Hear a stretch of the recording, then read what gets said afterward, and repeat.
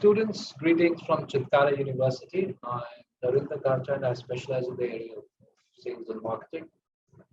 Let me take this opportunity to welcome you all to the session on marketing management. And today we'll be discussing about impact of environment on marketing. So what actually impacts the marketing? Tastes and trends of people, budget and economy, strength of competitors, political considerations, and legal considerations as well. Now let's look at them one by one because we are talking about tastes and trends, the needs and buying of behavior of consumer. It keeps on changing. People have their own preferences based on their age or group that they belong to. So company needs to be aware of the tastes and trends that are applicable in the market. They should be cognizant of the fact, well, what is in vogue, what people are liking, what are the preferences, and accordingly act. So for this, I think the tools which can be looked at can be conversational marketing, experiential marketing, influencer marketing, artificial intelligence, transforming digital marketing, and e-commerce. So let's look at them one by one. The example of conversational marketing. So we know IBM, recent study says by IBM found that 70% of users expect instant answers to their questions and queries. From a marketer's point of view, it's a powerful way of driving engagement, which in turn boosts conversion rates and increases return on investment. I'm sure all of us, we would have also tried, whenever we've had any kind of query or question, we go to the website of different organization and we type our queries and we expect the instant answer from them. But yes, for certain organization, this is also a strategy because this is the way they can engage the customer at a different level altogether. And I'll quote an example from Starbucks, because they've been retweeting responses that they get from the customer, and this is helping them engage with the customer more at a different level. It is also popularizing the brand for that matter, and this has also led to increase in the followers. The number of followers have increased significantly when we talk about Starbucks. And if we have to talk about experiential marketing. So IKEA, IKEA, when they launched their 30th store in France, they constructed a showroom style, climbing wall. So a simple stunt to activate, and it became very visually very effective and attractive for people. And through this innovative way of doing it, they were making the people experience their product. And that's how they were bringing the customer closer to their product and to the brands, and they were able to see what's new, what's happening in the market. Yes, influencer market, like Lay had redesigned packaging, and they've been using celebrity this time around. And this time they have used influencer marketing with new packaging to attract customers. Even customers have been clicking photos like this. Now we've seen celebrities, posing with a pack of Lays, which is a new pack now, and they are getting themselves clicked. And now we see people, even common people getting themselves clicked, those who are not celebrities. And this is an example of influencer marketing. Let's look at artificial intelligence. Amazon uses predictive analytics to suggest products to consumers based on past purchases, behavior. They're trying to somewhere increase the conversion, and this also leads to customer satisfaction because if I get to know more about something I want to purchase, I think I really feel good about it that I've been able to save time, money, everything. And AI can also be used to help marketing teams more accurately track attribution, allowing teams to see which campaign contributed most to ROI, what kind of result, return on investment they achieve. Moreover, it is leading to e-commerce company of the country. I'm sure you would have also sometimes clicked on some of these ads, or you were looking for a pair of shoes, or you were looking for a mobile, or you were looking for a camera, and suddenly you start getting similar, advertisements. On one hand, this is a result of artificial intelligence because uh, the machine would sense that you are interested in this kind of a product range, and then it becomes easier for you as well because you are able to decide based on the option that you keep on getting from through AI. That is how it is. Now let's look at the impact of environment and marketing. And this time we're looking at budget and economy. Some of the biggest economic factors, that affect market or demand supply often market campaign is to drive up demand. When demand is high, the price of the product can be also high and increasing profitability for business. And when demand is low, the prices are also low.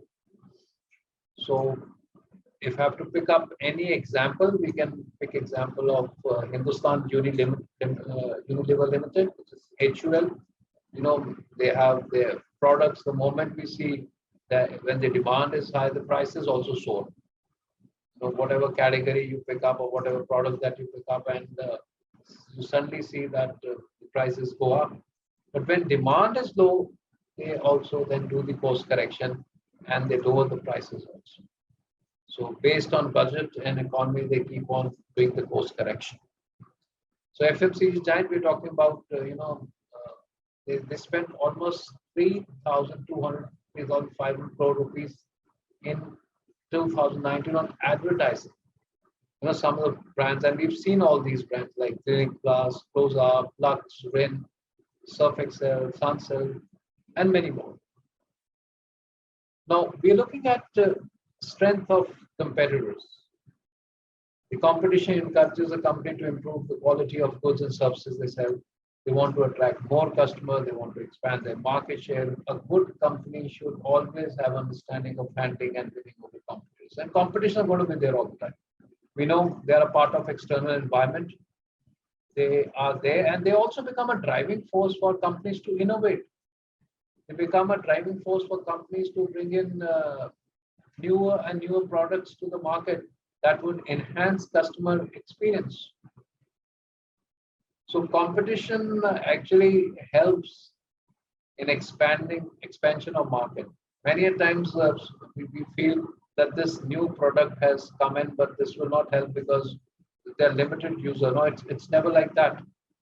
It actually leads to market expansion. Now, if I have to talk about Jio, and if I have to talk about them as a telecom player, the market is already cluttered. We thought if somebody now enters the market, they would not be able to get that kind of benefit.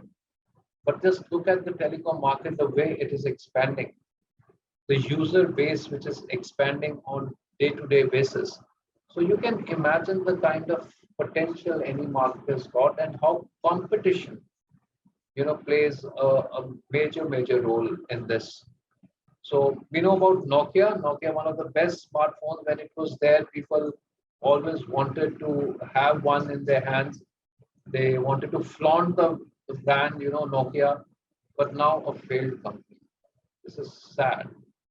This is very sad because I've also used this brand. I'm talking 2005, 6, when Nokia was in big demand. People always wanted to own one. But then now you don't see Nokia. Nokia failed in India in 2007 because of its inability to cope with severe competition and its dependence on a more complex operating system, which is Symbian. Made its position tricky in India, and people found Android more useful, more user-friendly, and that is the reason they moved. So at one point in time, we were just thinking there's nothing beyond Nokia. This is be all end all types. This is the brand. So let's own one, and we were not thinking about what's going to happen to the mobile device or mobile industry. But then suddenly we'd seen that no, the Android technology had come in. We'd seen Samsung, grabbing major share across markets, across segments, and this is how they were able to create that kind of impact in the market. Political considerations. The political structure of a country is one of the most important consideration that business, should look at before entering into the country. There could be many political ideologies that could be present in the society. Therefore, it is suggested that before entering the country for business, the business should understand the country first. I think this is very, very critical.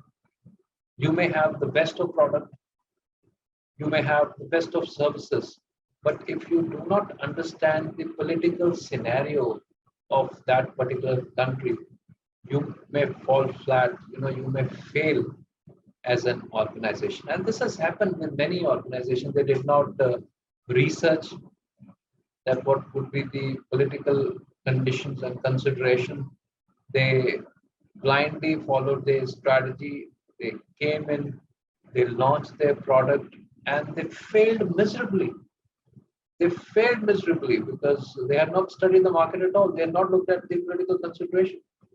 Now, let me give you an example that if we talk about recent, government, they focused on the digital India, which turned out to be really helpful for countries as well as digital payment companies with major initiatives such as direct benefit transfers. You have the BHIM app and many more. The country is near future will be ready to become a cashless economy.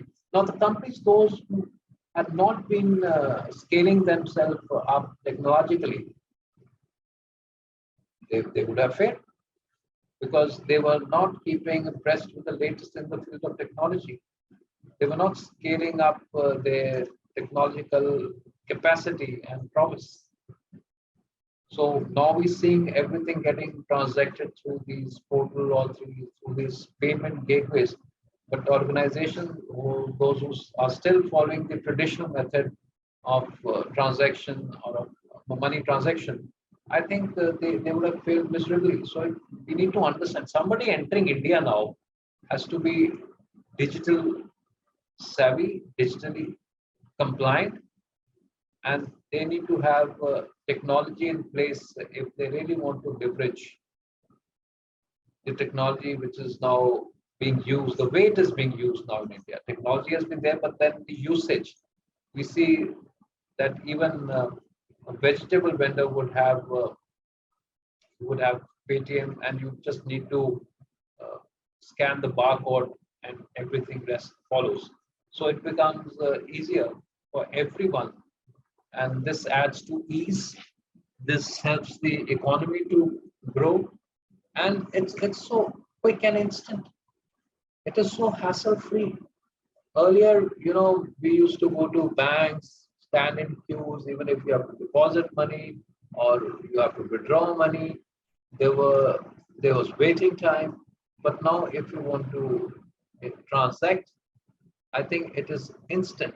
There's so many portals, there are so many gateways now available, like Airtel, Payment Bank. You have Google Pay, JD Pay, Paytm. So the n number of options now available which were not there. But then, yes, if you're bringing in a product, at the end of the day, um, it is about transfer of ownership from seller to the buyer. And this happens when once there's this transaction of money that happens. So you have a great product or service, but then you have not created enough ways and means to receive payment or to disperse payment or to share payment with someone, then I think the entire model will collapse. The entire model will collapse. So this will not help. So one must look at the political consideration also while entering the country and having a product. Now, when we're talking about political consideration, I think 2019 the government introduced a new IT policy that stated the encrypted message also be traced on WhatsApp. Here, you know, the company had to kind of scale up. There were many messages which were sent to the users of WhatsApp that they need to kind of agree to certain policy. So every company needs to understand the political environment also. They need to understand the political consideration also, so as to remain profitable. Otherwise, failing on this front can be financially damaging for that very organization, and they may not be able to achieve their goals, or they may not be able to achieve the targets that they've set for themselves or for the organization. Now let's also try and look at the legal consideration. Business laws, they serve as way to maintain order among businesses, because they want to ensure that everything is run in an order, in a right and professional manner, in an ethical manner. So what they do, they try and maintain order among businesses, brands, companies alike. They protect the rights of company and the people also, as well as help to establish certain standard for how things should be done. We talk about good governance. Here we're talking about maintaining that order, that everything is done in an ethical way, that nobody's at disadvantage. At least their rights are protected. So if we talk about Nestle, we know that World Health Organization had prohibited the sale of marketing of infant formula. So Nestle faced a lot of criticism worldwide for being accused of violating ethical marketing codes. And in terms of misleading nutritional claims about baby milk formula, comparing it to mother's milk. So then there are bodies, there are statutory bodies, there are regulatory bodies will come into play if you are not following the norms. So this is something that these organizations should keep in mind while they are entering any market. What are the legal considerations? What are the legal implications if they do not follow certain things? If they do not align their philosophy, do not align their policies to that of the policies of that very country. So this is something which should be kept into consideration. Even Myntra, because Myntra was forced to change the appearance of its logo, which was because of legal consideration. They thought it was inappropriate to have that kind of a logo, so they actually had to change. So even if I go back and speak to you about the legal consideration, whether it is Nestle or whether it is Myntra, what are they? All these legal considerations, they're actually trying to establish an order, so that no one should feel that they have the free will to do anything and everything. At the end of the day, these products and services are being utilized by consumers. So they need to ensure that whatever is being promoted, or whatever communication is getting transferred or disseminated, is it proper? Is it correct? Is it right? Is it ethical? So that is the reason you have legal consideration. Otherwise, if this legal consideration is not there, then probably this may lead to chaos. These companies, or anyone for that matter, will start claiming anything which may or may not be true. So you need some statutory body, you need some ethical body which would help them or help the public in general, and it also protects the rights of these companies also in the organization. It's not that anyone can initiate anything against an organization. And let me also tell you that these organizations are also culturally rich, but then yes, sometimes they make certain claims which may not be appropriate. which may not be in line with the legal consideration of that very country or that very ecosystem. And based on that, those changes are recommended. And many a times we've seen that sometimes some of the organizations, they had to uh, call back their products, they had to call back certain promotional activities or initiatives because they were not serving the purpose, or they were making tall claims which were not correct. And sometimes the legal, if we talk about legal consideration, they may also ask for certain data to back their claim. It's not that any company would straight away, they can claim anything. It has to be backed with data and research. That if they're saying that their product is better, because most of the products and services, they would always like to remain one notch up as compared to competitors. So what do if they have to remain one notch up? They can make tall claims. They can, just to have that added competitive edge or competitive or differential advantage, they may say that this is, if a customer buys their product, they will find that this thing is more in their product in terms of quality or quantity. But then it's not that they say it and the legal bodies will believe it. Because these legal bodies are also there to protect the rights of its citizens, and they want the right thing to reach the consumer should be getting the right thing while they pay to these organizations. So it doesn't matter if you are a very big organization.